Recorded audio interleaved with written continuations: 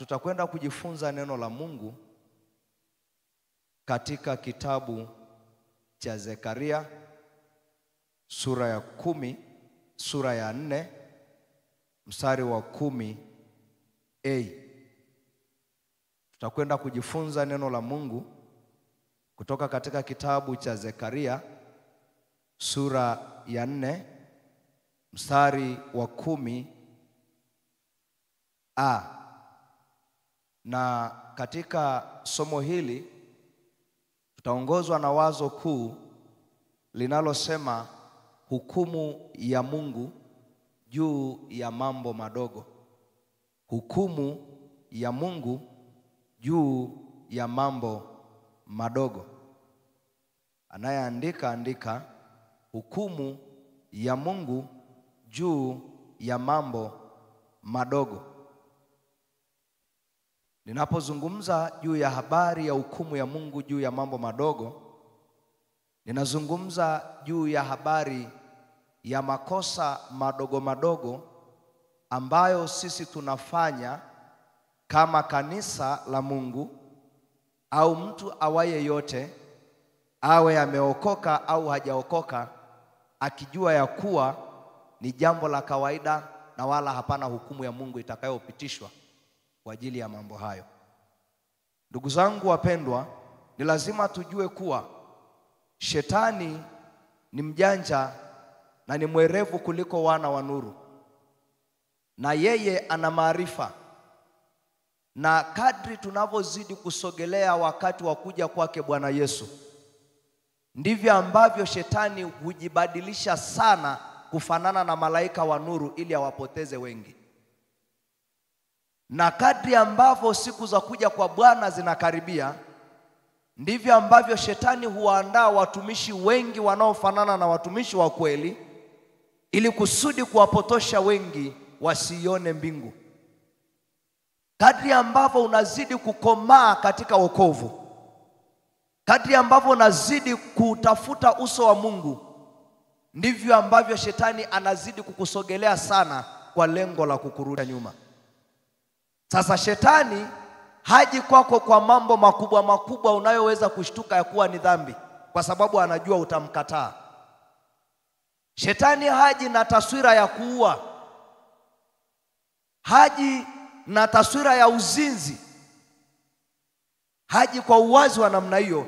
Anakuja kwa kutumia mambo yale manyonge tunayoweza kuyaona ya kuwa ni mambo ya kawaida sana, lakini kumbe ndio mtego wa kutuangusha katika hali ya kumkosa Mungu. Wakristo na watumishi wengi sana tumekuwa tukihubiri mambo makubwa: acha uzinzi, acha ulevi, usiue, acha uasherati. Hayo ni mambo makubwa sana, na kwa sababu tunahubiri kwa wingi, shetani atabadilisha motion. Hata kuja na yale makubwa tena tunayafikiria kwamba ndio dhambi, atakuja na yale madogo madogo tusiodhani ya kuwa ni dhambi, lakini kumbe ndio dhambi itakayotuangusha na kutunyima kuona ufalme wa Mungu. Ndio maana katika kitabu cha Zekaria sura ya 4, mtu na anifungulie Zekaria sura ya 4 mstari wa 10a. Naomba mtu anifungulie ili twende kwa haraka, sababu nikifungua mimi huku hatutaenda kwa haraka. Zekaria 4:10, mtu anifungulie asome. Ndio.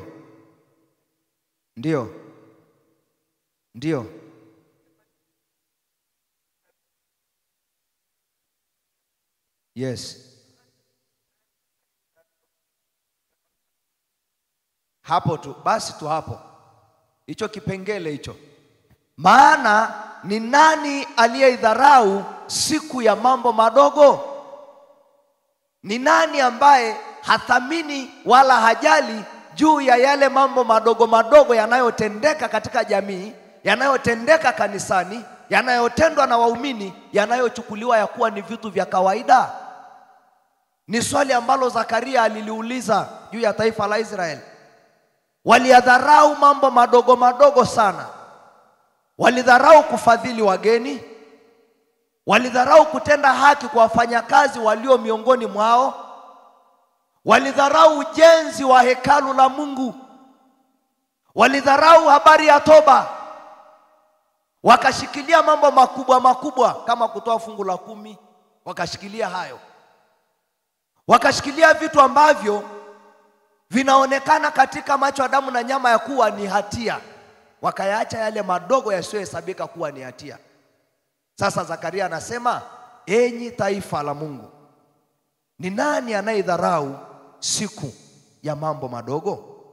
Na katika Warumi sura ya 12 anasema tujishughulishe sana katika habari ya mambo manyonge. Mambo manyonge ni vitu vilivyo vidogo vidogo sana ambavyo huwezi ukajua kama ni makosa kutokuyafanya. Bwana atusaidie sana. Mpaka sasa kwenye akili yako umeshajua ni mambo gani hayo ambayo wewe unayafanya yaliyo madogo, unayaona ya kuwa ni sawa kwa macho yako, lakini kwa Mungu ni machukizo. Bwana atusaidie sana.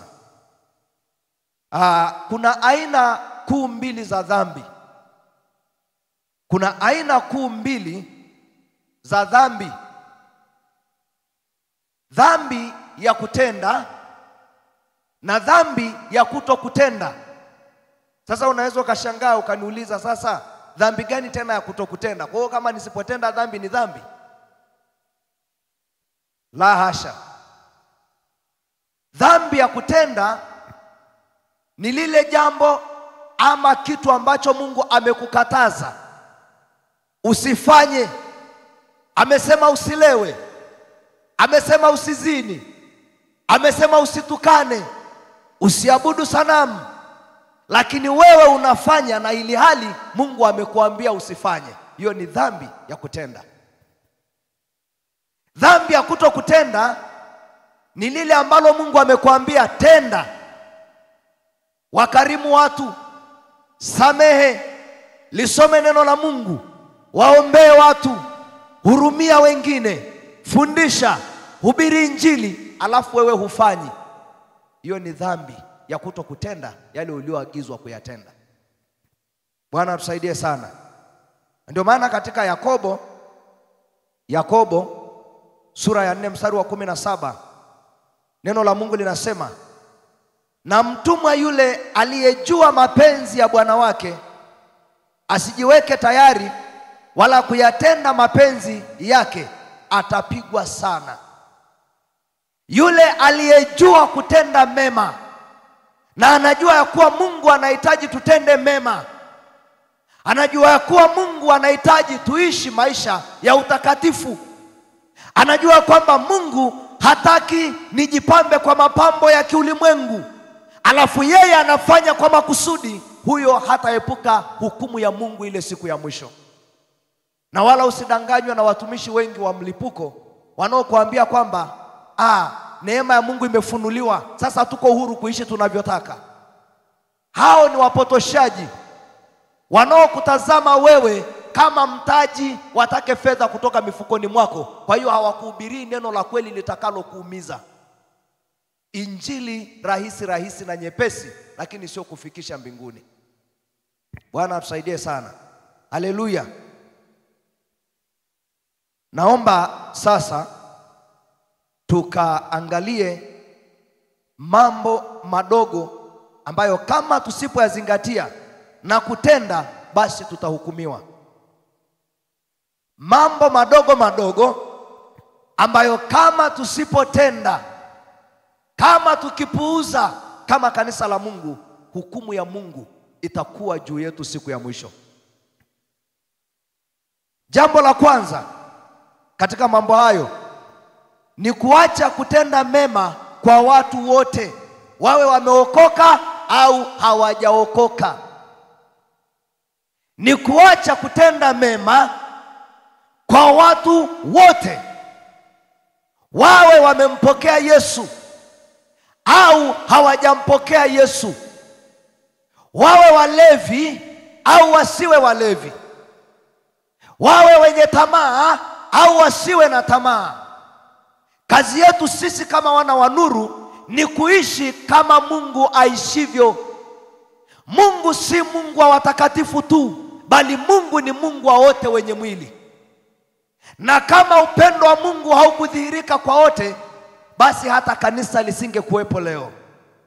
Kwa hiyo ondoa dhana ya kumjali Mkristo kwa kuwa ni Mkristo. Ondoa dhana ya kumchukia mlevi kwa kuwa ni mlevi.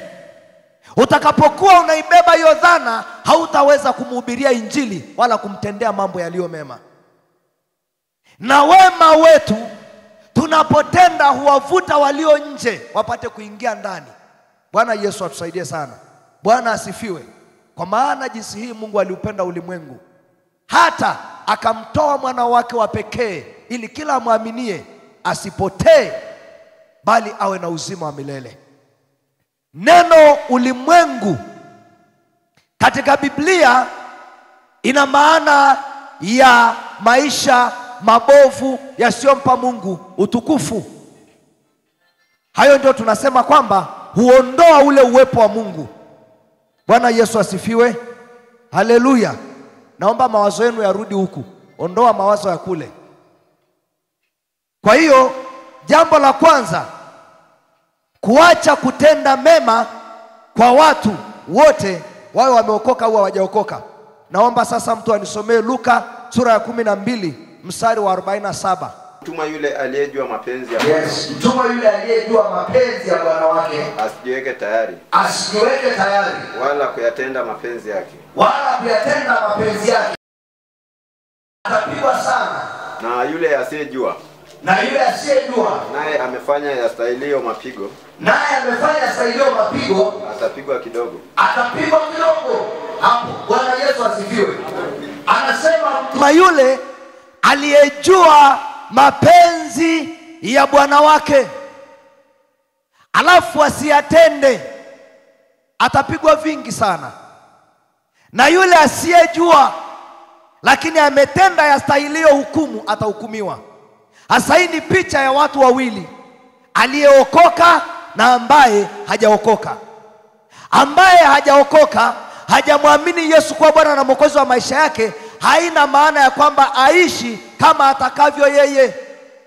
Yaani kutokujua sheria sio garantii ya wewe kuvunja sheria.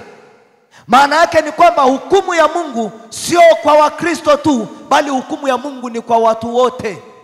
Bwana Yesu asifiwe.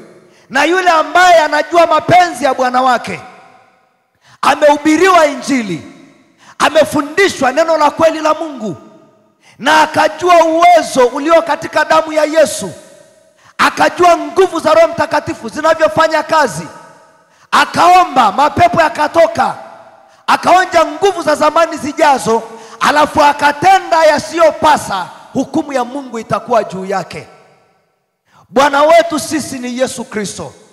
Tukiyajua mapenzi yake, yatupasa kuyatenda ili kusudi kuepuka hukumu ya Mungu itakayokuja. Sasa mambo manyonge ambayo sisi kama Wakristo tunaojua kutenda mapenzi ya Mungu tunatakiwa kuyafanya ni mambo haya. Katika kitabu cha Mathayo, Injili ya Mathayo sura ya 25 mstari wa 32 hadi mstari wa 46. Mtu naomba anisomee. Hayo mambo madogo tunayopaswa kuyafanya sisi watakatifu wa Bwana, matendo mema tunayopaswa kufanya, ni Injili ya Mathayo sura ya 25 mstari wa 32 hadi mstari ule wa 46. Naomba mtu anisomee Mathayo 25:32 46 hadi 46. Anasema, ndio Mathayo sura 25:32, ndio, na mataifa yote watakusanyika mbele zake. Na mataifa yote watakusanyika mbele zake, naye atawabagua kama vile mchungaji abaguavyo kondoo na mbuzi. Naye atawabagua kama vile mchungaji abaguavyo kondoo na mbuzi. Haleluya. Amen. Bwana asifiwe. Tunapozungumza juu ya habari ya kondoo na mbuzi, tunazungumza juu ya Wakristo walioko kanisani. Haina maana ya watu wa duniani. Hili andiko linawahusu wale wanaomjua Yesu kuwa ni Bwana na Mwokozi wa maisha yao, wanaosali, waliobatizwa, walioonja kipawa cha Roho Mtakatifu, ndio watakaobaguliwa siku hiyo ndani ya kanisa. Usisahau ya kuwa hukumu ya Mungu inaanzia kanisani, haianzi kule ulimwenguni. Bwana Yesu asifiwe. Sasa ndani ya kanisa tuna kundi la mbuzi. Hawa ni wale ambao hawamhitaji mchungaji ili awape chakula. Tunajua sifa ya mbuzi ya kuwa hahitaji kutafutiwa chakula. Mbuzi hamhitaji mchungaji ili kusudi ale. Kwa hiyo kuna Wakristo ambao ni mbuzi. Yeye hahitaji mchungaji amtafutie chakula kitakachomjenga, anatafuta chakula chake mwenyewe. Lakini tuna kundi la kondoo. Kondoo hawezi kujipeleka malisho pasipo mchungaji wake kumuongoza. Kwa hiyo mbuzi ni wale ambao wapo kanisani lakini hawataki uongozi wa mchungaji wao. Mbuzi ni wale ambao wapo kanisani lakini hawajishughulishi na chochote kinachohusiana na habari ya Mungu. Mbuzi ni wale ambao wapo kanisani lakini wanajitafutia chakula chao wenyewe.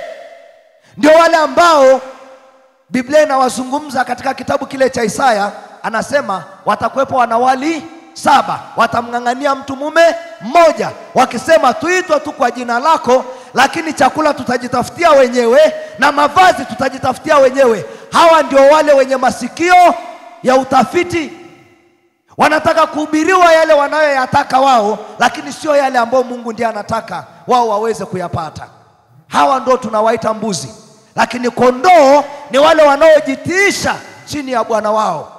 Ni wale ambao wamejitoa na pasipo mchungaji hawawezi kufanya kitu chochote. Ndio hawa ambao Yesu anasema pasipo mimi ninyi hamwezi kufanya jambo lolote. Haleluya. Wale wanaojitiisha chini ya uongozi wa Roho Mtakatifu. Hao ndio kondoo. Na sasa siku ya mwisho Bwana atawabagua. Kondoo watatengwa na mbuzi watatengwa. Lakini katika kuwatenga kuna matendo Mungu anayazingatia ili kusudi awatenge. Bwana Yesu asifiwe.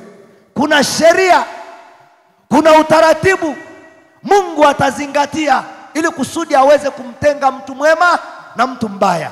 Na hayo matendo sasa ndio tunayaona. Endelea kusoma mtumishi. Mstari wa 33 anasema, ataweka kondoo mkono wake wa kuume, ataweka kondoo mkono wa kuume, na mbuzi mkono wake wa kushoto, na mbuzi mkono wake wa kushoto. Kisha mfalme atawaambia wale walioko mkono wa kuume, kisha mfalme atawaambia wale walioko mkono wa kuume ambao ni kondoo, njooni mliobarikiwa na baba yangu, njooni mliobarikiwa na baba yangu, urisini ufalme mliowekewa tayari tangu urisini ufalme mliowekewa tayari tangu kuumbwa kwa ulimwengu.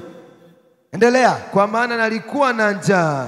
Sasa ndo matendo hayo. Kwa maana nalikuwa na njaa, mkanipa chakula. Mkanipa chakula. Nalikuwa na kiu. Nalikuwa na kiu. Mkaninywesha. Mkaninywesha. Nalikuwa mgeni. Nalikuwa mgeni. Mkanikaribisha. Mkanikaribisha. Nalikuwa uchi. Nalikuwa uchi. Mkanivika. Mkanivika. Nalikuwa mgonjwa. Nalikuwa mgonjwa. Mkaja kunitazama. Mkaja kunitazama. Nalikuwa kifungoni. Nalikuwa kifungoni. Mkanijia.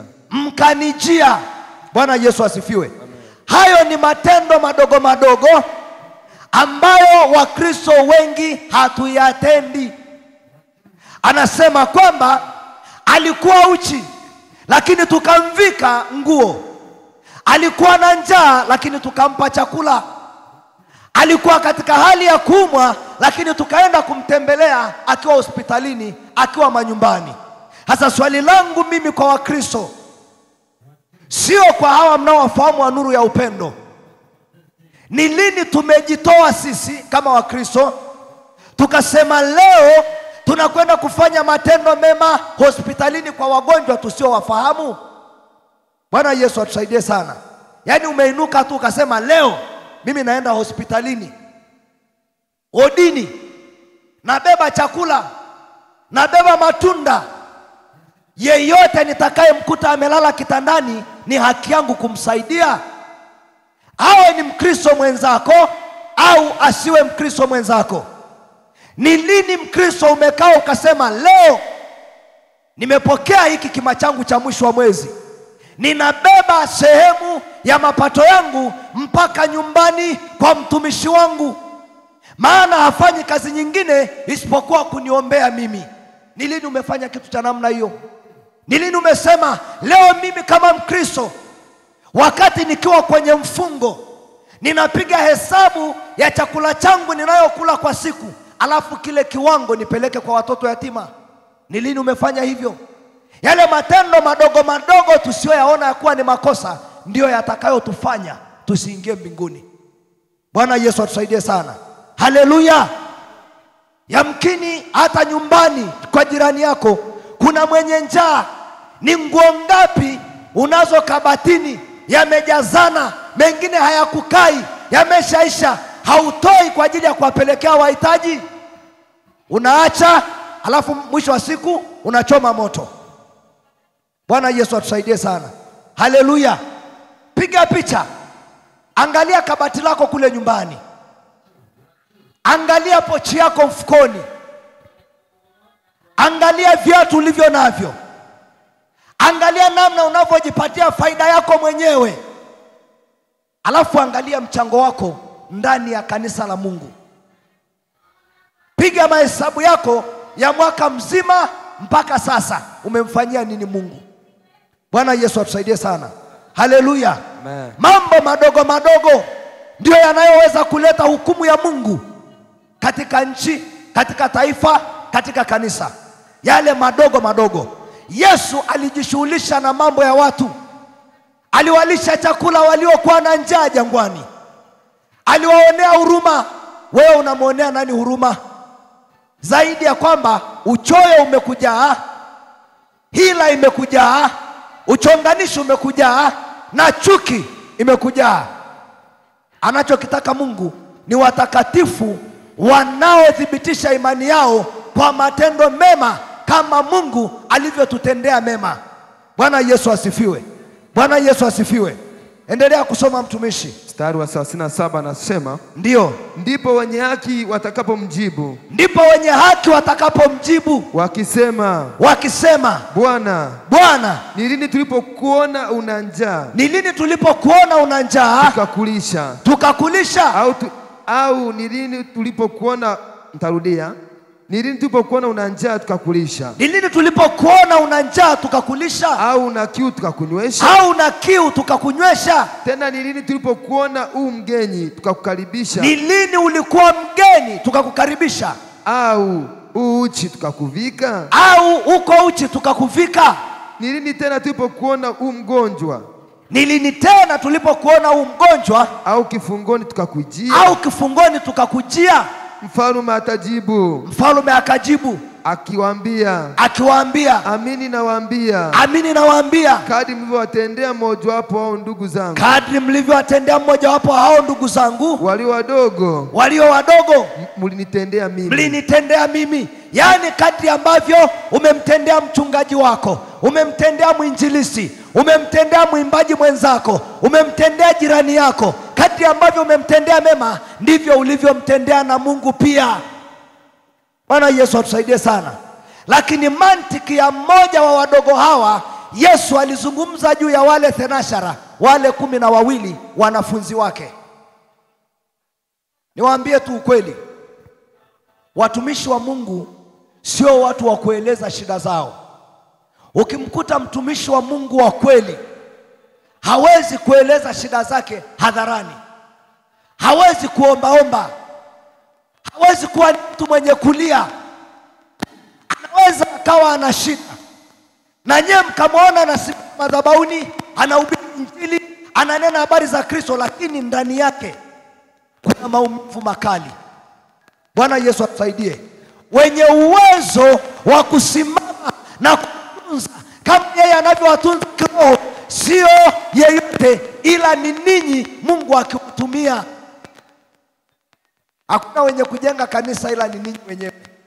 Hakuna wenye kumtumikia Mungu kwa mali zao ila ni wanuru wa upendo wenyewe. Ninyi mnatakiwa mpendeane mema ninyi kwa ninyi, ili utukufu wa Mungu uzidi kudhihirika kati yenu. Bwana Yesu asifiwe. Haleluya. Amen. Matendo mema tunayoyatenda hayana maana kama hatuna Yesu. Usije ukajisifu kwamba mimi nitaenda kwa yatima, nitafanya hivi, alafu hauko na Yesu. Utaenda motoni hata kama umetenda mema. Mema yako yatakuwa na maana pale utakapokuwa umempokea Yesu awe Bwana na Mwokozi wa maisha yako. ukajazwa Roho Mtakatifu, ukaishi maisha yenye kumpendeza na kutenda kwa kudhihirisha. Haleluya. Tunamwona mtumishi wa Mungu Ibrahim aliwakaribisha wageni akiwa hajui kuwa ni wageni waliotoka wapi, lakini unaona alivyowakaribisha, akawaandalia chakula, akawapa na maji, walimwachia baraka. Kumbe alimkaribisha Mungu kwake pasipo kujua ya kuwa ni Mungu. Bwana Yesu asifiwe. Amen. Haleluya. Kuna bwana mmoja alitembelewa nyumbani. Alipotembelewa nyumbani, alitembelewa na kichaa, yani taira kabisa. Akawa anagonga geti kwa nguvu sana. Huyu mwenye nyumba akaenda akafungua lile geti, na alipolifungua lile geti akamwona huyu mtu ya kuwa ni mchafu, hafai. Akaanza kumgombeza, lakini alichokifanya yule mtu akamwambia, mimi ninachoomba, naomba unipe hifadhi tu siku ya leo, nilale alafu kesho niendelee na safari yangu. Lakini alibeba makorokoro yale machafu ambayo hayafai, yasingeweza kuonyesha kwamba huyu ni mtu ambaye ana akili timamu. Akasema, mimi sina mahali pa kukulaza, sina mahali pa kukuweka mtu kama wewe. Na baadaye huyu mtu akamwambia, basi ninaomba unipe maji ya kunywa. Na huyu mtu akaenda akachukua maji, alafu akampa kwa kutumia glasi ya mpira.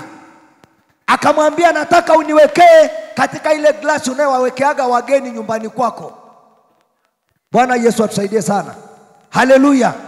Yule mama akamwona huyu kichaa kwamba hafai, akamfukuza na yale maji akamwagia. Kisha yule kichaa akaondoka zake. Yule mama maisha yake akaanza kuwa magumu, biashara zikaanza kufeli, watoto wake wakaanza kuwa hawana akili, wanafeli darasani, hakuna mafanikio. Mwisho wa siku akaanza kutafuta msaada kwa watumishi wa Mungu. Alipotafuta msaada kwa watumishi wa Mungu, akakutana na mtumishi. Mungu amempa macho ya rohoni. Akamwambia, mama, kuna mtu aliwahi kuja kwako, anaonekana hivi na hivi na hivi na hivi. Akasema ndio. Akamwambia, huyo alikuwa ni Bwana Yesu na ulimfukuza nyumbani kwako.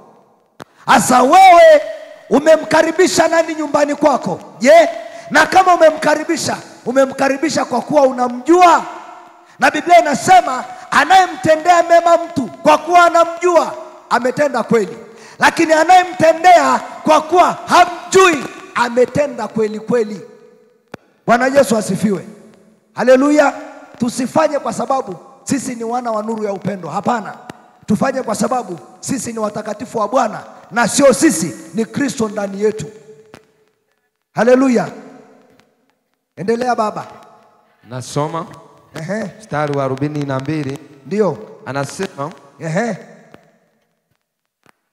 kisha atawaambia wale walio mkono wa kushoto, atawaambia walio mkono wa kushoto, ondokeni kwangu, ondokeni kwangu mliolaaniwa, mwende moto wa milele, mwende katika moto wa milele aliyowekewa tayari Ibilisi na malaika zake. Aliyewekewa Ibilisi tayari na malaika zake. Maana yake kumbe hawa wamewekwa kwenye kundi moja na malaika waliomwasi Mungu. Haleluya. Endelea.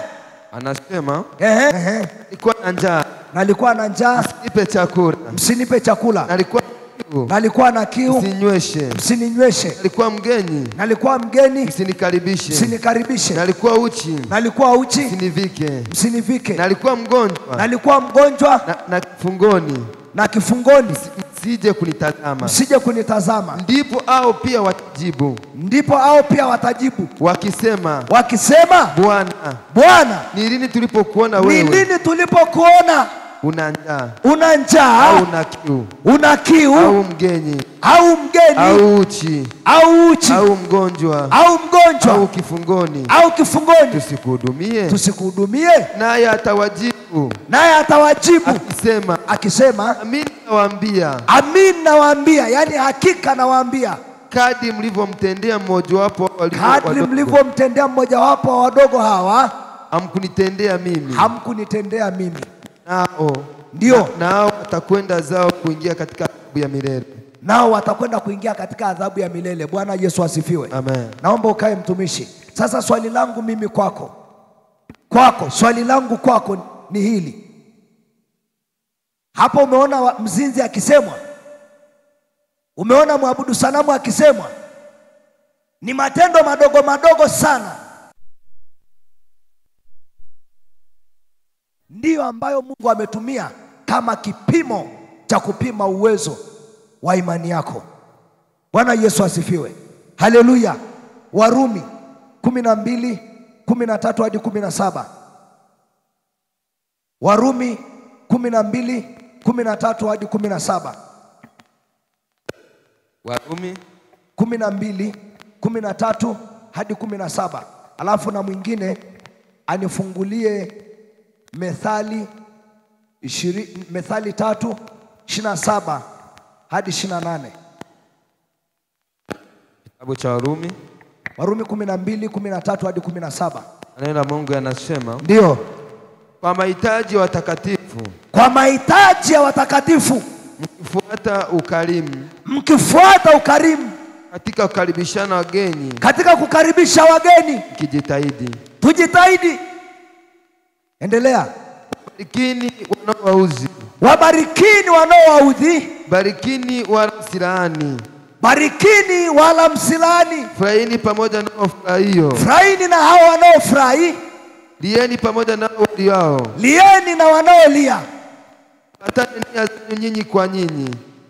Rudia. Mpatane nia zenu, mpatane nia zenu nyinyi kwa nyinyi, ninyi kwa ninyi. Bwana Yesu asifiwe. Anasema tuyatende mema yote katika kuwahudumia watakatifu kwa ukarimu. Hasa ukifuatilia lile neno kwa ukarimu, lugha ya asili, maana yake kwa vile tulivyojaliwa. Bwana Yesu asifiwe. Amen. Umejaliwa pesa, umejaliwa gari, umejaliwa afya. Tumia muda wako kumpa Mungu utukufu, lakini tumia muda wako kwa ajili ya kuwahudumia wale watumishi waliopewa dhamana ya kulisimamia hilo kundi, kama alivyokuwa anafanya mtumishi wa Mungu anaitwa mzee nani yule aliyetenda mambo mema katika waraka wa kwanza katika waraka wa 3 wa Yohana, Gayo, mzee Gayo. Bwana Yesu asifiwe. Alitenda mambo mema kwa watumishi waliokwenda kulitembelea lile kanisa. Usikubali mtumishi aishi maisha ya taabu wakati una uwezo wa kumsaidia. Na nikwambie, kusaidia ama kutoa sio kwa uwezo, lakini ni kwa moyo. Bwana Yesu asifiwe. Yaani usianze kusema mimi sina hela, sasa nifanyeje, sasa nisijui na nini. Kuna mambo mengi unatakiwa kuyatoa. Cha kwanza, moyo wako utoe kwa Bwana. Pili, mwili wako uwe dhabihu takatifu ya kumtumikia Mungu na sio kutumikia ngono na uzinzi. Bwana Yesu asifiwe sana. Alafu tatu, toa mali zako. Unajua Mafarisayo walinifurahisha kitu kimoja. Mafarisayo walitoa fungu la 10 mpaka kwenye vitu vidogo vidogo ambavyo sisi leo hii hatutoi. Na laiti tungetoa fungu la 10 kama Mungu alivyoelekeza, hakuna kanisa la Mungu lingekuwa maskini. Bwana Yesu asifiwe. Yaani walihesabu mpaka mafungu ya mchicha. Anahesabu jani la mchicha 1, 2, 3, 4, ikifika 10, kile cha 10 anaweka pembeni. Anahesabu tonge la ugali. Wewe nyumbani kwako si unakulaga ugali? Bwana Yesu asifiwe. Si unakula ugali? Hasa anasema kwamba alihesabu, anapiga tonge la kwanza, la pili, akifikisha 10, lile la 10 anaweka pembeni, ni la Bwana. Anahesabu makopo yale ya kupimia mahindi na ngano. Kopo la kwanza, la pili, la tatu, la 10, ile ya 10 weka pembeni, ni ya Bwana. Anakuja kwenye mifugo. Una kuku wangapi nyumbani? Una mayai mangapi ya kisasa yamejaa kwenye tray pale nyumbani? Ya hesabu. Kama ni mayai 60, ujue hapa kwenye 60 kuna mayai 6 ya Bwana. Bwana Yesu asifiwe. Kuna mayai 10 ambayo ni Bwana anatakiwa apewe. Sasa wao walipiga hesabu hiyo. Piga hesabu ya suruali ulizo nazo. Wewe nenda tu ndani, hesabu suruali yako 1, 2, ikifika 10, toa suruali ya 10 weka pembeni. Mashati ikifika 10 weka pembeni. Alafu piga hesabu, shati nilinunua shingapi, suruali nimenunua shingapi. Jumla 30,000. Nenda katoa 30,000, leta madhabahuni. Bwana Yesu asifiwe. Haleluya. Ukitenda hivyo hakutakuwa na uhitaji miongoni mwetu. Mungu atakubariki unayetoa, madhabahu itabarikiwa, na hiyo madhabahu itakuwa na nguvu ya kukutetea dhidi ya falme za giza. Unapoona watu wanafanikiwa katika ulimwengu wa mwili, kuna sadaka wamezitoa kwenye ulimwengu wa roho. Waangalie wengi wanaofanikiwa, kuna mahali wanafanya ibada zao kwa siri. Angalie Freemason. Angalia makampuni yenye mabasi duniani, sio ya Kikristo, ni ya Waislamu. Sasa mjifunze kwa hao wanaoagiza kwamba Mungu wetu hana uwezo wa kututajirisha. Hapana, ni kwa sababu hatuna maarifa ya kuteka ulimwengu wa roho ili tuweze kulileta lile neno liwe katika mwili. Bwana Yesu asifiwe. Haleluya. Hakuna Mkristo maskini tena. Kufa maskini ni dhambi. Yaani wewe ukifa maskini ni dhambi, kwa sababu kwa asili Mungu hajaumba umaskini. Alimuumbia Adam mambo yote kwenye bustani, aliweka kila kitu, aliweka matunda, aliweka maji, mito ya maji ilikuwa inafurika kila mahali, aliwapa wanyama wa kila aina. Hasa kilichokuja kutufanya kuwa maskini ni dhambi. Sasa tunaporudi kwa Yesu tunafanywa kuwa wana ufalme, na dunia na vyote vijazavyo ni mali ya baba yetu, na sisi tu warithi. Bwana Yesu asifiwe. Haleluya. Kinachofanya uso wa Mungu usionekane kwako ni dhambi na moyo mgumu wa kuwakarimu watumishi wa Mungu na kulikarimu kanisa lake. Hicho shetani atakuminya pamoja na mambo yote, atakuminya. Empiga picha kama yule mwanamke wa Sarepta, yule asiyekuwa na chochote, mjane, aliendewa na Elia, alafu anamwambia nataka hicho chakula utakachopika mimi nile kwanza, na hakuna chakula. Akasema Bwana, hakuna kingine? Akasema ndio, nile mimi niishi. Kwa akili akaona hizo, akasema hivi, huyu ni mtumishi wa Mungu kweli? Mbona hana hata huruma? Amhurumia hata mjane. Lakini ule mama alitii, akatoa, na Biblia inasema chakula chake hakikuisha mpaka majira ya kushibishwa, yani majira ya kunyesha kwa mvua. Bwana Yesu asifiwe. Haleluya. Matendo mema uyatende kwa utukufu wa Mungu. Lieni na wanaolia, furahini na wanaofurahi. Sasa swali langu ni hili, tumishi kaa, swali langu ni hili: kulia na wanaolia ni nini? Kufurahi na wanaofurahi ni nini? Je, niende tu kama hapo kwa sababu wanafurahi nikaruke hizo kwanja pamoja na wao? Niende ba nikafurahi na wanaoruka kwanja za uzinzi, uasherati? Kufurahi na wanaofurahi anamaanisha nini Paulo hapa? Je, nijifurahishe kwa mvinyo? Nijifurahishe kwa wanawake? Nijifurahishe kwa mambo ya kidunia hii? Hapana. Anamaanisha kuwa tujifurahishe katika Bwana, kwa hao walio katika Bwana na katika uweza wa nguvu zake, na katika kufariji na katika kuwainua wengine. Ndani ya kanisa tuna vitu vingi tunazoweza kuzifanya kama watakatifu wa Bwana, kama kanisa la Mungu, yanayofurahisha, sio yanayohuzunisha. Bwana Yesu asifiwe. Haleluya. Kwa mfano, harusi za watakatifu, hiyo ni furaha kwetu. Kitu kingine, kukutana hapa kula chakula cha Bwana, kusifu pamoja, hiyo ni furaha kwetu. Tunapaswa kuungana pamoja kufurahi kwa ajili ya jina la Bwana. Lakini pia kufurahi na wenye furaha, lakini kulia na wenye machozi.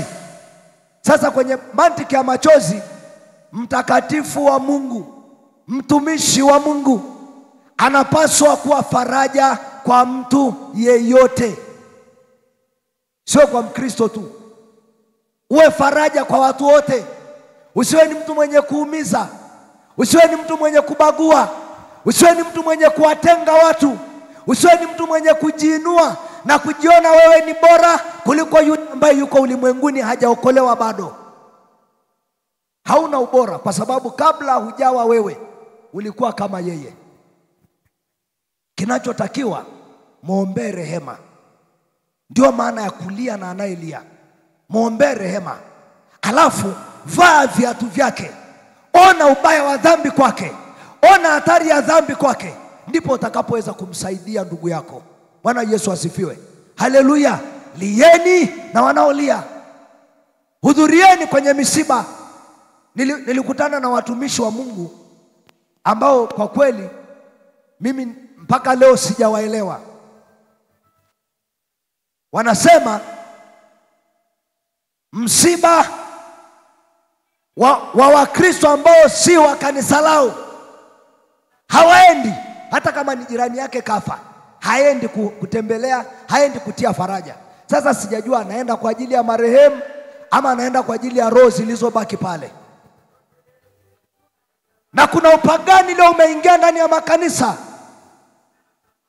kwamba kwa sababu huyu hakuwa anatoa fungu la 10, hakuwa anahudhuria sijui kwenye vipindi vyetu vya fellowship, akifa hatumziki wala hatutahangaika naye. Okay, hutamzika kweli, lakini kuzika kwako hakumuongezei neema ya kuokolewa. Kama alikuwa hajaokoka au kutokumzika, hakumuongezei neema wala hakumpunguzii chochote. Hatuendi kwenye misiba kwa ajili ya waliokufa, tunaenda kwenye misiba kwa ajili ya walio hai, ili tuwahubirie habari njema, waokoke, wafe katika Kristo. Bwana Yesu asifiwe. Usijitenge na jamii, kwa sababu watu wa ulimwengu huu ndio biashara yetu. Yesu anasema fanyeni biashara hata ajapo. Hakuna maana ya Ukristo kama upagani haupo. Bwana Yesu asifiwe. Haleluya. Ndio maana Biblia inasema watu wote wakisikia neno, wakihubiriwa Injili, Yesu anakuja. Hatuna kazi tena. Kama watu wote wakisikia neno la Mungu, tuna kazi gani ya kuhubiri sasa? Yatupasa twende mbinguni. Kwa hiyo upo duniani ili kusudi ulie na wanaolia, uende ukawafariji, uende ukawatie moyo, uende ukawahubirie na uwaoneshe ubaya wa dhambi na raha iliyo ndani ya Yesu. Haleluya. Bwana asifiwe. Furahini na wanaofanyaje? Wanaofurahi. Kutenda mema ni pamoja na kulipa madeni. Kutenda mema ni pamoja na kulipa deni. Wangapi wanadaiwa hapa? Fanya hivi. Wewe mwaminifu kwa Bwana. Haleluya. Kutenda mema ni pamoja na kulipa deni. Sasa niwaambie kitu. Hili mimi nimeshuhudiwa kabisa. Unaweza ukawa sio mzinzi, ukawa sio mwasherati, ukawa ulewi, ukawa sio mtukanaji, ukaishi maisha mazuri yenye kumpendeza Mungu, lakini ukakosa kitu kimoja, ukafa, unadaiwa, huingii mbinguni. Kama gotini muulize Mungu kwa nafasi yako, hutaingia. Lile deni shetani atalisimamia. Bwana Yesu asifiwe. Kama una deni, lipa. Ndio tunaitaga malipizo. Malipizo kibiblia ni uwezo wa kutambua ya kuwa mimi ninawiwa na mtu fulani, na ukalipa kwa kadri ambavyo unawiwa.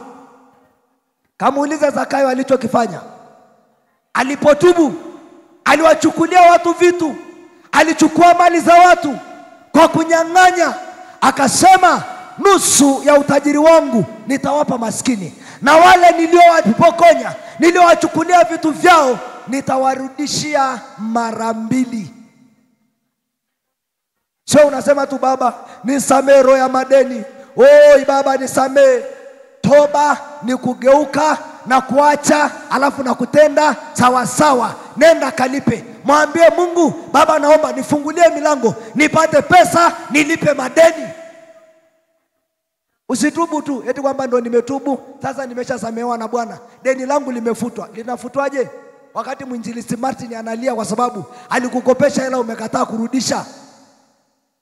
Bora ungeomba nijue nimekupa kwa kuniomba, lakini sio kunikopa nikawa na matazamio ya kurudishiwa. Utafanya moyo wangu umie, na yeyote atakayefanyika kwazo afungwe jiwe zito kwenye shingo, alafu atupwe baharini. Bwana Yesu atusaidie.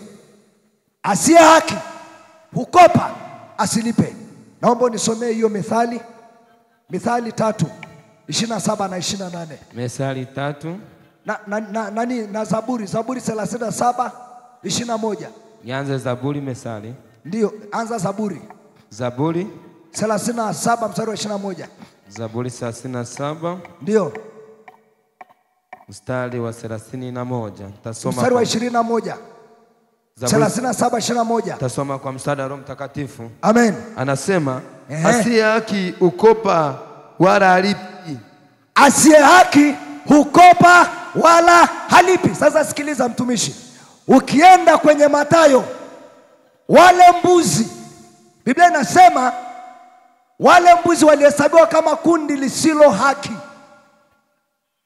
Kwa imani tunahesabiwa haki katika Kristo Yesu, lakini haki yake mwenye haki haitamuokoa akitenda dhambi. Usidanganywe kwamba once saved, saved forever. Injili ya uuaji hiyo, eti nimeshaokolewa milele yote. Hakuna. Mungu hajawahi kuwa hivyo. Ndio maana tupo duniani ili kupepetwa, ili kutengenezwa, kuondolewa makapi. Tunatakiwa tufanane na Yesu tukiwa duniani. Watakatifu walioko duniani ndio wanaompendeza Bwana, sio walioko mbinguni. Bwana Yesu asifiwe. Kwa hiyo asiye haki hukopa asilipe. Sasa kama wewe unakopa alafu hulipi, piga tiki. Najua yawezekana una nia ya kulipa, lakini leo nenda kalipe madeni ya watu.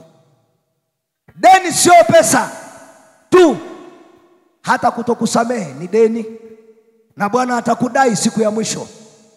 Kutokuachilia vitu moyoni ni madeni, umeyajaza. Badala ya kujaza neno la Mungu, umemweka mama Ashura, umemweka mtumishi, umeweka sijui nani, wamejaa kwenye moyo wako. Badala ya neno lijae, unadaiwa.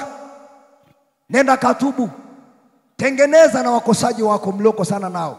Patana na mshtaki wako kabla hajakufikisha kwa kadhi, na kadhi akakukamata ukatiwa ndani, hautatoka huko hata ulipe senti ya mwisho.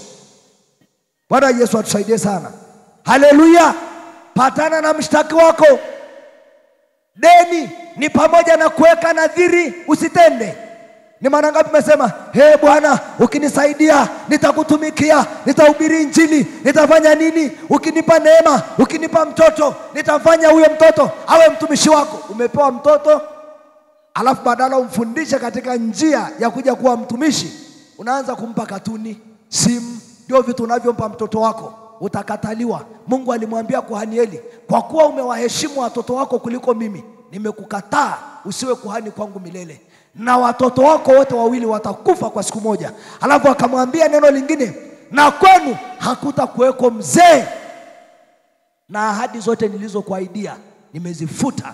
Biblia inasema yule mzee Eli, kwa kuwa alikuwa ni mzee wa umri mkubwa, alianguka akavunjika shingo, na mke wa watoto wa kijana wake akazaa mtoto katikati ya uchungu, akafa. Yule mtoto aliyezaliwa akaishi akaitwa Ikabodi. Maana yake utukufu wa Mungu umeondoka. Usitake hicho kitu nyumbani kwako. Watoto wanaweza wakakukosesha mbingu. Malezi yanaweza kumuondoa Mungu nyumbani kwako, usimuone. Kijana ulioko hapa, maisha unayoyaishi yatakufanya kumuona Mungu au yatakufanya kutokumuona Mungu. Bwana atusaidie sana. Kalipe madeni hayo. Kama ulimwahidi Mungu kumtumikia, nenda kahubiri, tumika, maana ulishaahidi hapa mbele ya madhabahu. Ni kitu gani ambacho umeahidi kumfanyia Mungu alafu hujafanya? Nenda katafakari mwenyewe.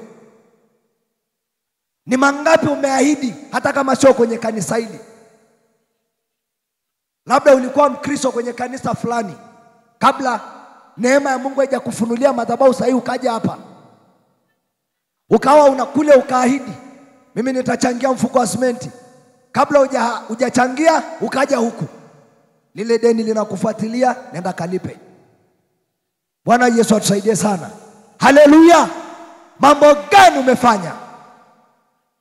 Wewe kijana usiyeoa, huyo dada uliyemwahidi utamuoa, akaweka imani kwako, mkasemeshana maneno mazuri, alafu baadaye ukaja ukamtenda, hilo ni deni unadaiwa, na machozi ya huyo hayataacha kukufuatilia.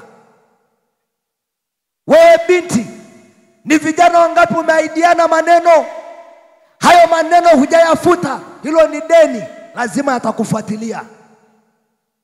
Nenda tengeneza. Usitubutubu tu. Kama umezini na mke wa mtu, nenda katubu. Tengeneza na ambaye umezini na mke wake. Malipizo na Mungu atamdai kila mmoja. Tena anasema yote nitayapanga mbele yako. Sasa piga picha, wewe umezini na mabinti wangapi? Na ile siku ya mwisho Bwana atawapanga mbele ya macho yako. Alafu sasa ndio useme sasa na nini? Itakuwa kuna aibu, kwa sababu ulikuwa muimba kwaya, hatukutegemea. Siku hiyo unamwona mwinjilisti Martin anayehubiri injili, eti anapangiwa wanawake 400, kwamba alikuwa mzizi pamoja na kwamba anahubiri injili. Huo uso nitauweka wapi? Wale walioniamini na kunijua nitajificha wapi? Ndio maana nasema kutakuwa na aibu ambayo haijawahi kutokea. Unajidai unasifu, tumsifu Mungu, haleluya. Unakuja hapa umefunga vitambaa kichwani, sawa, lakini ukiwa nyumbani unapiga wanja. Ukienda kwenye pati zako za usiku unapiga wanja, unasema Bwana hanioni, Davis hanioni, wale watumishi hawanioni. Haya, umesema hivyo sawa, lakini je, Mungu umemficha? Niende wapi ni ukimbie uso wa Bwana? Usifanye kwa sababu mchungaji amesema, fanya kwa sababu Bwana amesema. Bwana Yesu asifiwe. Haleluya. Amen. Chukia deni na ulipe. Deni langu la dhambi ameliondoa. Sasa yale mengine yaliyobaki, yale makando kando ni yaondoe, maana hiyo ndio dhambi nizingayo, ili nisimuone Bwana.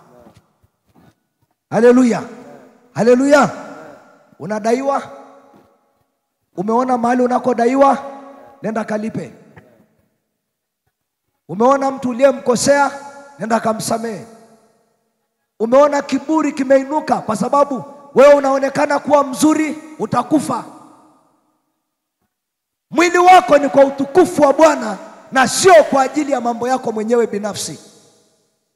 Bwana amekununua kwa gharama, mtumikie kwa gharama. Haleluya. Haleluya. Utaenda kuandika maandiko haya ukasome mwenyewe, Mithali 3:27 na 28, alafu Mika sura ya 6 mstari wa 8, alafu na Mambo ya Walawi 25:35 mpaka 37. Nenda kasome nyumbani, soma, pitia.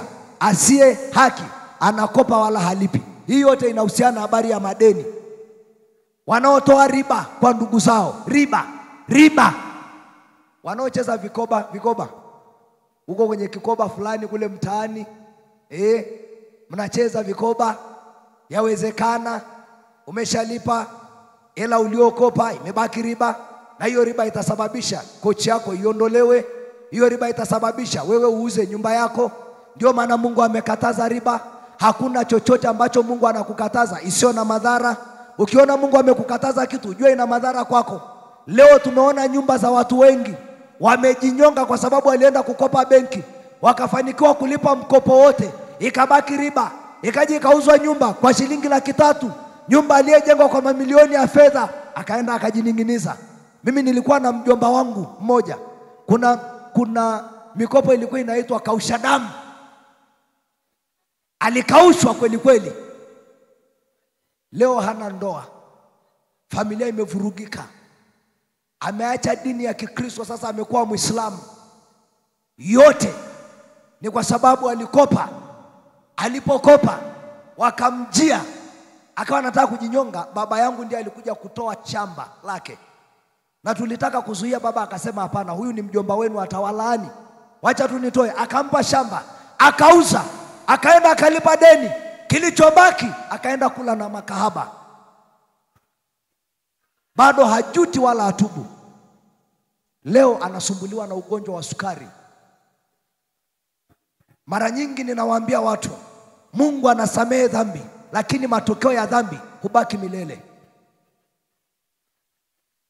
Ulikuwa mzinzi, umepata ukimwi, kweli umetubu, umesamehewa, lakini ukimwi itabaki ili kukufundisha wewe na uzao wako. Tulifanya dhambi, kifo ikaja, kweli tumesamehewa, lakini mwilini bado tutakufa. Matokeo ya dhambi hudumu milele, ila dhambi husamehewa.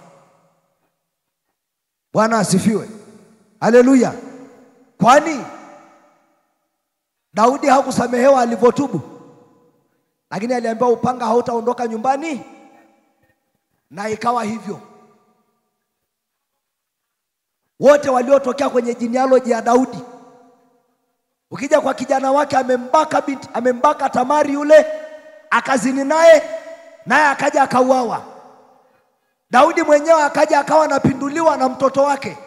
Upanga unaendelea kutembea kwa sababu ya ile dhambi aliyoifanya, matokeo yake yanaendelea. Biblia inasema wazazi walikula zabibu mwitu, watoto wakaota ganzi. Kuna vitu leo unafanya hujui kwamba ni dhambi, lakini baadaye wewe umetubu, inakuja kwa adhara kwa watoto wako.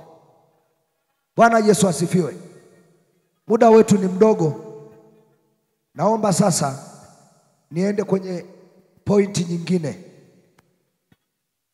Mashindano ya aina yeyote na ushabiki wa vitu visivyompa Mungu utukufu, vitu ambavyo Mungu atahukumu siku hiyo, ni mashindano ya aina yoyote na ushabiki wa vitu visivyompa Mungu utukufu. Umejiona? Bwana asifiwe. Tunaweza tukamalizia kwa hapo. Umeshaona wewe ni mshabiki wa timu gani? Na huo ni mtego mkubwa shetani amelileta ndani ya kanisa la sasa. Ni mtego wa kuwatega wachungaji, maaskofu, manabii, wainjilisti. Wengi hawataponyoka kwenye mtego wa ushabiki wa timu za mpira. Jidai, sema Mungu amesema tuangalie. Paulo amesema tusienende kwa jinsi ya ulimwengu unavyoenenda. Kanisa linamiliki timu ya mpira, unajiita Simba. Wale wao wale wapenda uongo na kufanya. Wewe umekuwa Simba lini? Leo tunacheza uwanjani, leo tuko uwanjani leo. Yaani wewe uko hapa Tanzania, wao wako kule Dar es Salaam, uko hapa Arusha, wako kule Dar es Salaam. Unasema leo tuko uwanjani na mnyama. Na wewe uko hapa, uko uwanja gani? Yaani umejifunga kwa maneno ya kinywa chako mwenyewe. Alafu unajiita mtakatifu wa Bwana. Tukisema tuombe rehema na wewe unaomba kweli. Alafu baadaye unaomba huku na hesabu masaa ya kwenda kuangalia ligi za kandanda baadaye.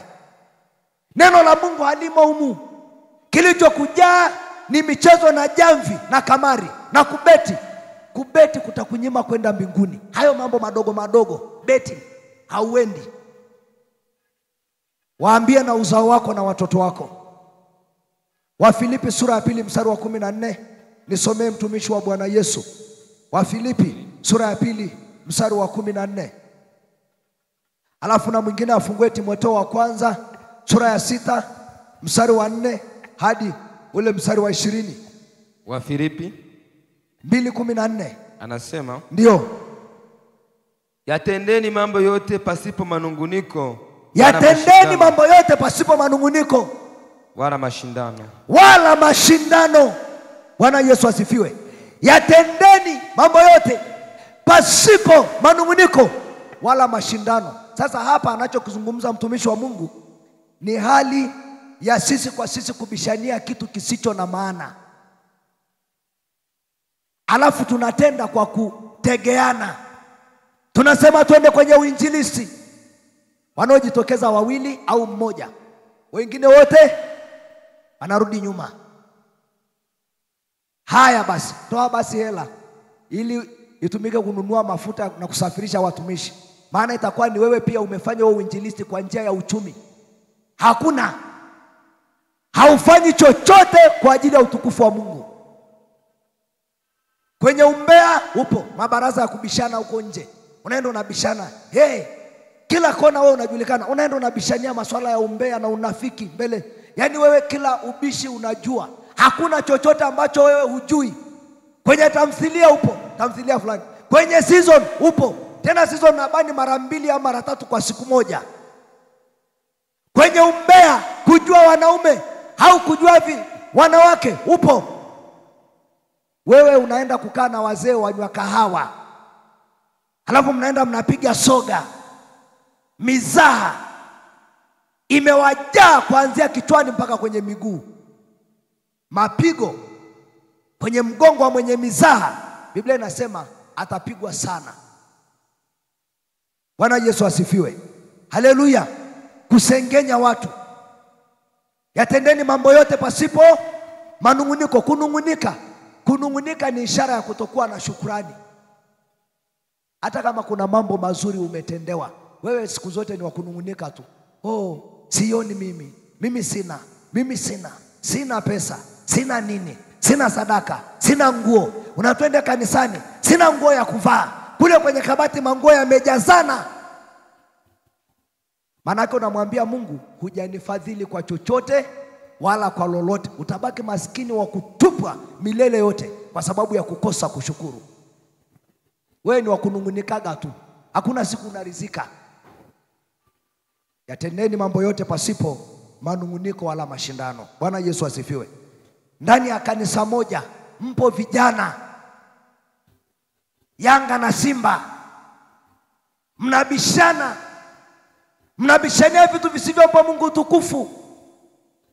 Biblia inasema kwenye Wakolosai sura ya 4, maneno yenu yakolee munyu, yawe na neema, ili yule anayesikia angalau apate kubarikiwa kwa maneno yenu.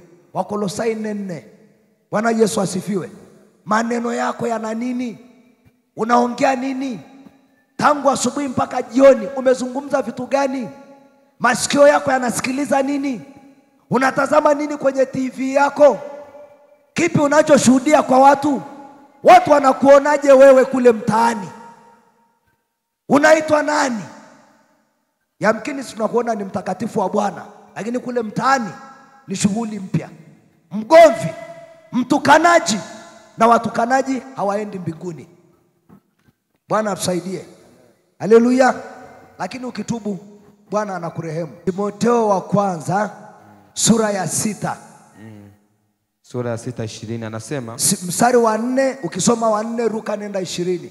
Anasema, amejivuna wala afahamu neno lolote, bali ana wazimu wa kuwazia habari za maswali. Na mashindano ya maneno, ambayo katika hayo hutoa usuda na ugomvi na matukano, na shuku mbaya. 20.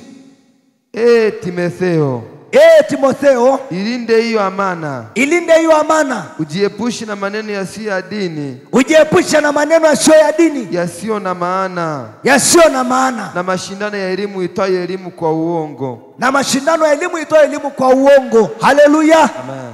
Yaepuke maneno yasiyo ya nini? Ya kidini. Sasa hivi dini ni nini? Dini ni nini? Bwana Yesu asifiwe. Amen. Dini ni njia ya kutufikisha kwa Mungu. Dini ni njia ya kutufikisha kwa Mungu. Sasa nikuulize swali. Ubishani wa CCM na Chadema, ubishani wa Simba na Yanga, ni njia ya kukufikisha mbinguni au ni njia ya kukufikisha motoni? Pale ni neno lipi utakalolipata linalokukataza kutenda dhambi? Kwa sababu kwenye ubishani kuna maneno ya kejeli, kwenye ubishani kuna maneno yasiyo ya kweli, kwenye ubishani kuna udanganyifu, kwenye kubishana kuna magomvi na kuudhiana. Afadhali ubishane na mtu asiyemjua Mungu kwa lengo la kumfundisha amjue Mungu. Ubishi wa hivyo ni wa kumpa Mungu utukufu, kama Paulo alivyokuwa anafanya kwenye Matendo ya Mitume. Bwana Yesu asifiwe. Haleluya. Lakini itakuwa ni ajabu na aibu sana Mkristo uliyeokoka eti kuwa mshabiki wa timu fulani. Wewe nisikilize, upende usipende, wanaofagilia mipira, utukufu wa Mungu hautatembea na wao. Awe ni pasta, awe mwinjilisti, awe askofu, hata awe anafanya ishara ya kuinua wafu, mbinguni haingii, kwa sababu chanzo cha mpira sio utukufu wa Mungu, bali ni hila na njama ya ibilisi kuangusha wateule na watakatifu wa Mungu. Bwana Yesu atusaidie. Haleluya. Hizo tamthilia unazoziangalia nyumbani, movie za Kikorea zinanyonyana ndimi na uchafu, alafu mnaangalia wamevaa nusu utupu. Hizo singeli Bwana amezilaani, na anayetazama amelaaniwa. Maana Mungu ni kinyume na hivyo vitu, havimpi Mungu utukufu. Unapoangalia na kutazama kwa macho yako, lazima utaanguka dhambini. Kisicho na roho wa Mungu, kuna roho wa shetani nyuma yake. Biblia inasema ni heri kusikia laumu la wenye haki kuliko kusikiliza wimbo wa wapumbavu. Unasikiliza nini? Kwenye simu yako kuna nini? Hiyo TikTok itakukosesha mbingu. Unatumia masaa mengi kuangalia vichekesho, lakini hautumii muda mrefu kuomba na kusoma neno la Mungu. Afu nasema ni mtakatifu wa Bwana. Utakuwa lini? Mitandao ya kijamii ni moja ya ibada ya sanamu. Shetani, hiyo ndio sanamu. Biblia inasema ataleta sanamu, alafu atapulizia pumzi, alafu itanena kama mwanadamu. AI haineni. AI mnachati kama unachati na mtu wa kawaida kabisa. AI inatengeneza picha, unajua ni halisi, kumbe ni uongo. Na tumependa TikTok. Kila mwaka TikTok hutoa kafara ya watu 4 mpaka 8 za kujinyonga.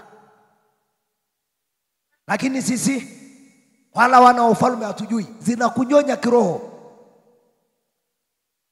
Afadhali basi ungekuwa na rekodi video yako, alafu kwa sababu wako wajinga wengi kwenye TikTok, unatuma kule ili kusudi wajue neno la Mungu waokoke.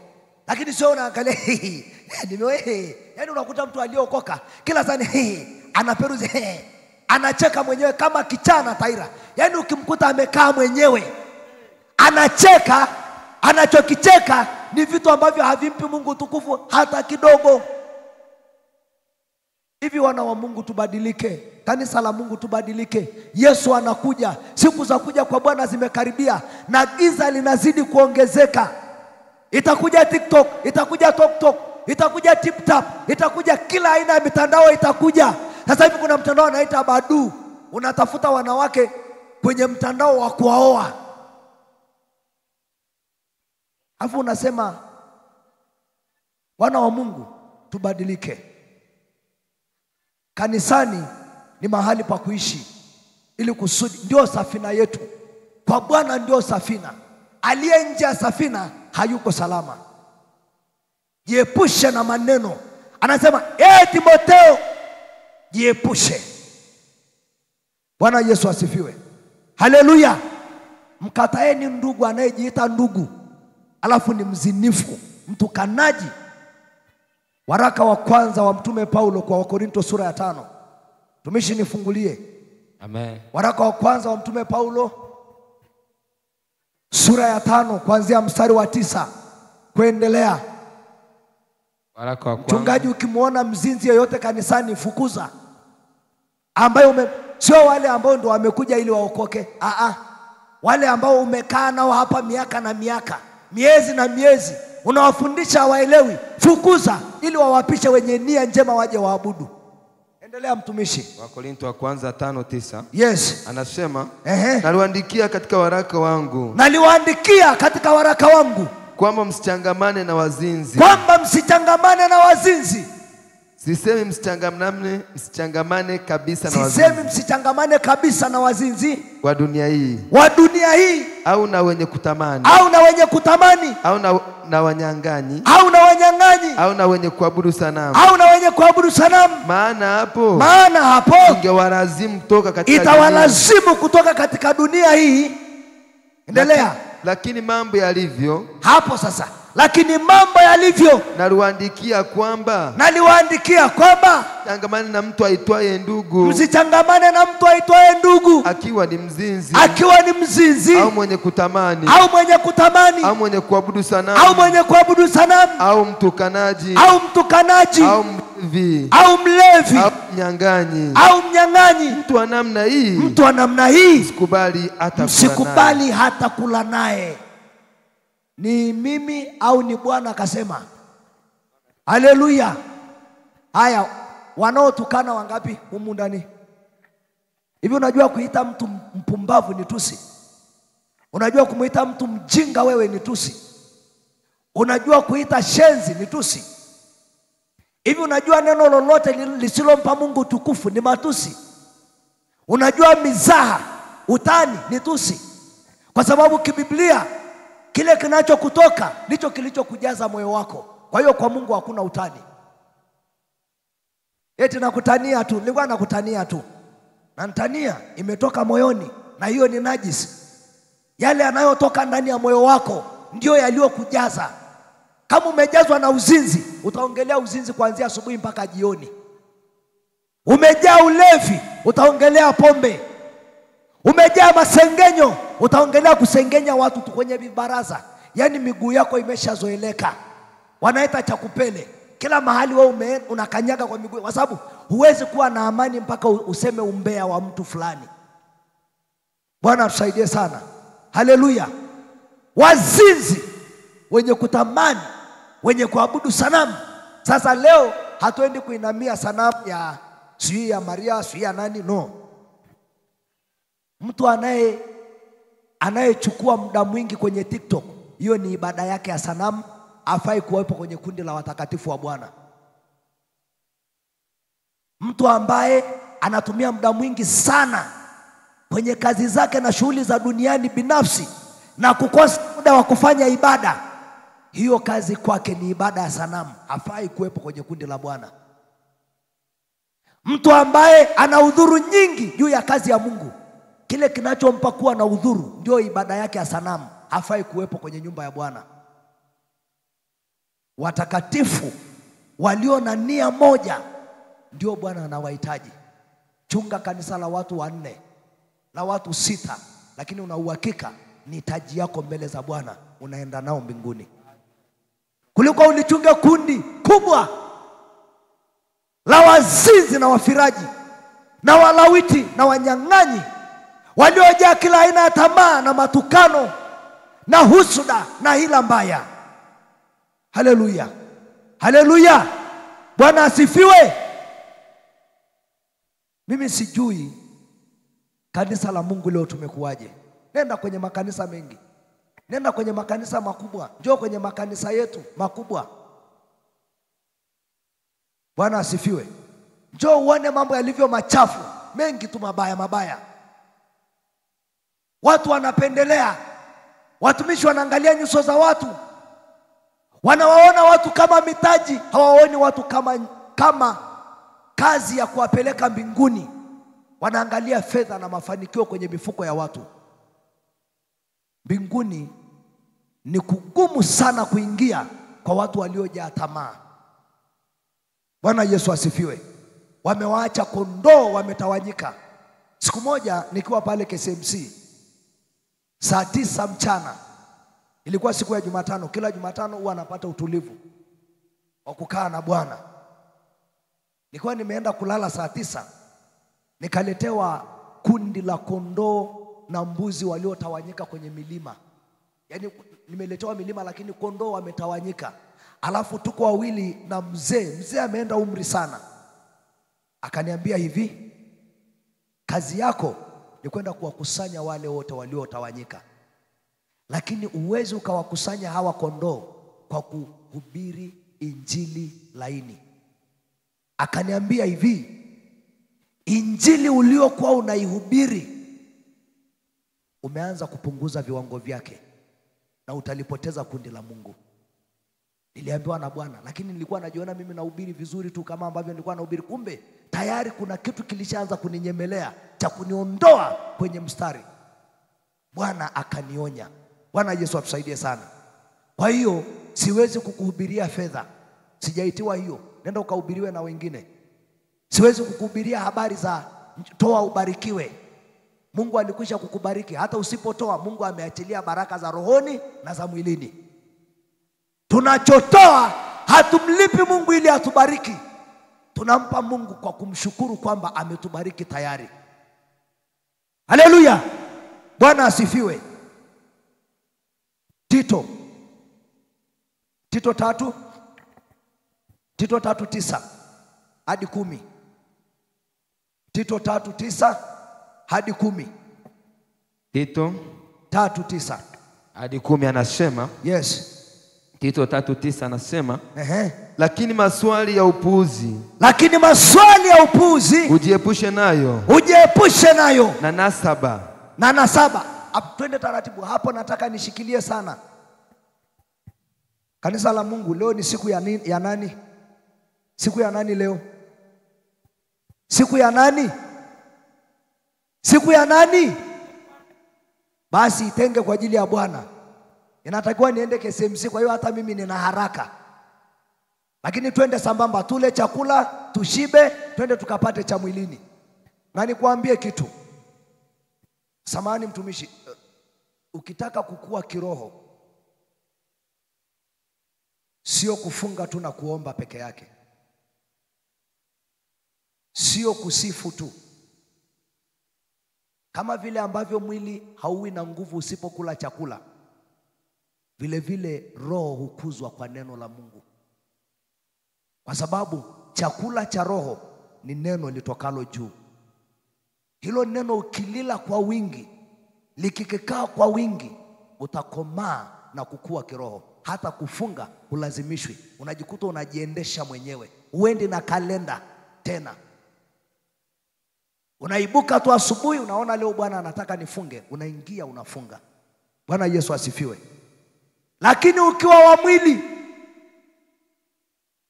unakula ugali sahani 3 mwenyewe. Wewe ni mlafi. Pilau, wali. Paka sasa hivi akili zako zimeshaenda nyumbani, chakula cha mwili. Uwe na uhakika roho yako itakuwa dhaifu. Na ikiwa dhaifu, lazima mwili utakushinda. Bwana Yesu asifiwe. Kuna wakati huu mwili tunamnyima raha yake ili kudhoofisha, alafu kuruhusu nguvu ya roho iwe na nguvu kubwa zaidi. Ndio maana Paulo anasema, na ashukuriwe Mungu anayetutendea na kutujibu maombi yetu zaidi ya yale tuyaombayo, kwa kadri ya nguvu itendayo kazi ndani yetu.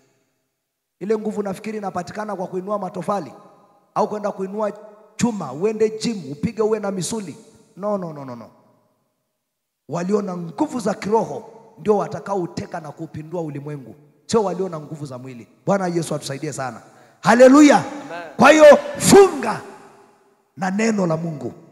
Unapokuwa umeingia kwenye kufunga, ujue maana ya kufunga. Sisi wengi tunatafsiri kufunga lazima ni kuacha kula. I say sio kuacha kula tu. Yaani ni kuacha ratiba zako na shughuli zako zote unazofanyaga kila siku na kuitenga hiyo siku kwa ajili ya Bwana peke yake. Na ndio utaweza kuisikia sauti ya Mungu. Sio unafunga huku ni mama ntilie. Nasema nimefunga huku na unaonja chumvi. Hautaweza kuepuka tamaa. Kuna dada mmoja alinipigia simu ananiambia, mtumishi, naomba uniambie, nahisi kama ndani yangu nimemkosea Bwana. Nikamwambia niambie. Akaniambia, mtumishi, nilikuwa kwenye mfungo wangu wa siku 3 nahitaji Bwana anijibu. Lakini wakati namlisha mtoto na pooza uji wa mtoto, nikajikuta nimelamba kijiko kile kuangalia kama uji umepoa. Alafu nikajikuta nimemeza. Hasa dhamiri yangu inasuta kwamba nimetenda dhambi. Na wakati mwingine naenda jikoni ninapika kupikia baba, nikajikuta nimeonja chumvi. Unaona ilivyo huwezi kufunga. Kufunga tafsiri yake, soma Biblia vizuri, ingia ndani. Esta anasema fungeni usiku na mchana wote. Zamani kwenye Agano la Kale watu wakifunga ni mpaka ng'ombe hawaendi kulishwa siku hiyo. Watu wanakaa, kama una chumba chako cha siri, kaa kule.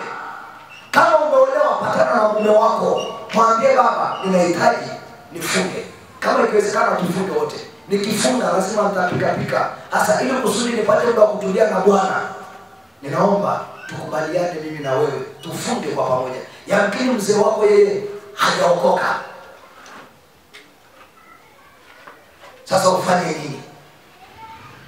Bwana Yesu atusaidie sana. Mwingine akaniambia, nimefunga, nilitangaza mfungo wa siku 3. Haniambia nilifunga siku ya kwanza, ya pili, ya 3. Ile siku ambayo tunaenda kwenda jioni ili kusudi tufuturu, saa 8 akaenda soko kuu pale kutafuta matunda. Akakuta parachichi ile lililokatwaga ile la kuuzia. Akaonja kidogo, akavutwa, akaonja, akala. Kwisha, kazi kwisha hapo. Siku zile mbili zote ulizojitahidi bure. Ndio maana tunasema unapofunga, panda milimani kule. Ambapo hata ukiwa na hamu ya kula, hauoni chakula. Bwana Yesu asifiwe. Alafu ukiwa unafunga, alafu unasoma neno la Mungu na maombi, usikii njaa. Ukiwa unafunga unasikia njaa sana, ujue roho wa Mungu hayupo na wewe kukuwezesha. Unafunga kwa kanuni, kwa sababu tumetangaziwa. Bwana Yesu asifiwe. Haleluya. Amen. Bwana asifiwe. Amen. Funga kwa kuacha shughuli zako na umpe Mungu nafasi ya kwanza siku hiyo. Bwana Yesu asifiwe. Utakuwa na nguvu na Mungu ataonekana kwako. Sasa rudi kwenye lile neno tumalizie. Tunamalizia Bwana wangu. Amen. Nimejikuta tu ili siku kwa nini Bwana amenipeleka, nimetoka nje ya kusudi, lakini neema yake. Soma mtumishi. Endelea Tito 3:9, lakini maswali ya upuuzi jiepushe nayo. Na 7, maswali ya upuuzi jiepuke nayo. Sasa na 7, neno na 7 linahusu nini? Watumishi wa Bwana, na 7 ni nini maana yake? Na 7, nauliza, una uhuru wa kujibu. Na 7 ni nini? Dada naomba usimame. Samahani. Unaitwa nani? Nani? Nani? Endelea kutaja majina yale ya mababu na mabibi na mashangazi. Ines nani? Nani? Ines Joshua. Meshiko. Muru. Mwarusha. Mwarusha. Ndio. Kwa hiyo sasa kwenye Waarusha kuna ukoo wa Laiza. Hayo. kaa. Hiyo ndio tunaita nasaba. Kuulizana, uko gani? Umezaliwa na nani? Mtoto amepewa jina la nani? Tumpe jina gani? Sijui amezaliwa, nimemzaa mama yangu, nimemzaa shangazi, ataitwa kwa jina la shangazi yangu. Hata kama hujampa hilo jina, lakini tayari kwenye ulimwengu wa roho umeshajitangazia ya kuwa huyu ni shangazi. Nakueleza, ndio maana kuna magonjwa ya ukoo. Baba kafa kwa sukari, bibi sukari, shangazi sukari, na wewe pamoja na kuokoka sukari. Nasaba, mila, na tunafanya wachanga kila mwisho wa mwaka twende Moshi. Kwani usiende mwezi wa 6 na mwezi wa kwanza? Hata kama ufanyi zile ibada, uko ndani ya mfumo. Tatizo sio kutoa sadaka, nipo kwenye mfumo. Bwana Yesu asifiwe. Haleluya. Amen. Wakisema twende mwezi wa 12, wewe nenda mwezi wa kwanza au wa 3. Nenda kinyume na kalenda zao. Ukoo wangu Yesu, Myahudi, Mwebrania kweli kweli, naenda mbinguni. Laisa sio kitu kwangu, Mole sio kitu kwangu, hakuna chochote hapo. Tukikaa magotini tutajua kuwa chanzo cha nasaba sio kusudi la Mungu. Imetokea kwenye Babeli, mnara wa machafuko. Mungu akapiga, tukampata Laisa, tukampata Mole, tukapata Kifuyo, tukapata sijui Wanyambo, tukapata sijui nini, makabila ya Wahaya, wala hayatambuliki na Bwana, kwa sababu chanzo chake ni uovu. Na kila kabila lilikuwa na miungu yake, sio Mungu aliye hai. Roho yoyote ya mila haimpi Mungu tukufu, inaipa sanamu tukufu. Wewe kijana wa Kimasai unayesubiri mpaka umeruhusu nyoso hizi, baba, kama una Masai baba anasema kuchimbua jiwe alika fulani, lizibwe lingine, lizibwe lika fulani liuliwe, na wanafanya hivyo mpaka walokole na watakatifu. Roho ya mila wanaiachilia kwa vizazi na vizazi, haiwezi kuachika. Mtoto anazaliwa kwa wale wa Arusha, ndani ya siku 40 wanasema tuchinje kondoo, sijui mbuzi, ili tumpe mtoto jina, na zile nyama zinakuwa na pati zake. Hii inaenda kwa majina wake na huyu mtoto aliyezaliwa, na anayetambulika ni yule aliyechinja hiyo kipokeo. Kama wewe hujachinja kipokeo, huyo mtoto unaweza ukanyimwa, asiwe si wa kwako, hata kama ni wa kwako. Sasa kosea waambie, sasa naomba nikanunue nyama buchani, hatuchinji kondoo, hawataki, utapigana na mila, kwa sababu nyuma yake kuna roho. Sasa watakatifu wa Bwana hawatakiwi kuziendekeza hivyo vitu. Bwana Yesu asifiwe. Haleluya. Amen. Sio Waebrania wote walio Waebrania, sio Wayahudi wote walio Wayahudi, sio Waisraeli wote walio Waisraeli, bali ni wale walio katika Kristo Yesu ndio Wayahudi halisi. Kwa hiyo ninapokuwa nimezaliwa mara ya pili, ukoo, mila na desturi za kwetu zinakufa. Kinachoinuliwa ndani yangu ni ukoo wa kifalme, ukuhani mteule, ufalme wa Mungu ndio unaoinuka ndani, na kwa ni kiumbe cha mbinguni, sio kiumbe cha duniani tena, hata kama ninaishi huko.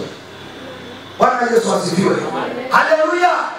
Na nikishakuwa hivyo, kama baba alikufa kwa sukari, mimi sifi. Kama alikufa kwa kansa, mimi sifi. Kama alikufa kwa TB, mimi sifi. Kama hawaowi, mimi nitaoa. Kama hawaolewi, mimi nitaolewa. Kwa kuwa Bwana amesema utaolewa, hautaitwa tena aliyeachwa. Bwana Yesu asifiwe. Haleluya. Kama Yesu hakuugua kisukari, na mimi sitaugua. Lakini kama Yesu ameugua, nitaugua.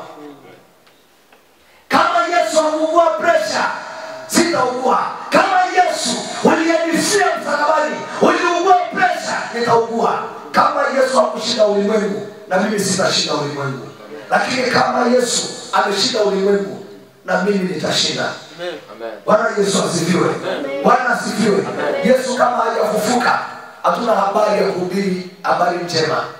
Kama Yesu hakufufuka na mimi sitafufuka, siwezi kuhubiri. Lakini kama Yesu alifufuka katika wafu na mimi nitafufuka na kurithi ufalme. Kikubwa Yesu amekaa ndani yangu, amezaliwa, mimi ninafanana naye katika mwenendo wangu, katika tabia, katika kuvaa kwangu, katika kula kwangu, katika kulala kwangu, ninafanana na yeye aliyenizaa. Kama sivyo, mimi si wa ukoo wake. Tito anasema na 7, mjiepushe na hivyo vitu.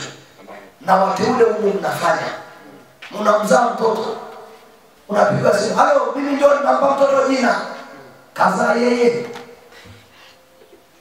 Na kwanza mwenye kutoa jina la mtoto sio, hata sio wewe mwenyewe, baba yake na mama yake, sio yeye. Mwenye kutoa jina ni Mungu, kwa sababu jina imebeba hatima ya mtu. Na anayejua hatima ni Mungu, sio wewe. Ndio maana mzee Zakaria na Wayahudi walitaka kumpa Yohana jina la baba yake Zakaria, lakini Mungu akakataa, kwa sababu anajua huyu mtoto aliyezaliwa kuna kusudi nimeliweka ndani yake kabla sijamweka kwenye tumbo la mwanamke. Ndio maana Mungu anamwambia Yeremia, Suina nena mema, damu ya Yesu inanena mema, damu yenye nguvu, Baba inanena mema, damu ya Yesu inanena mema.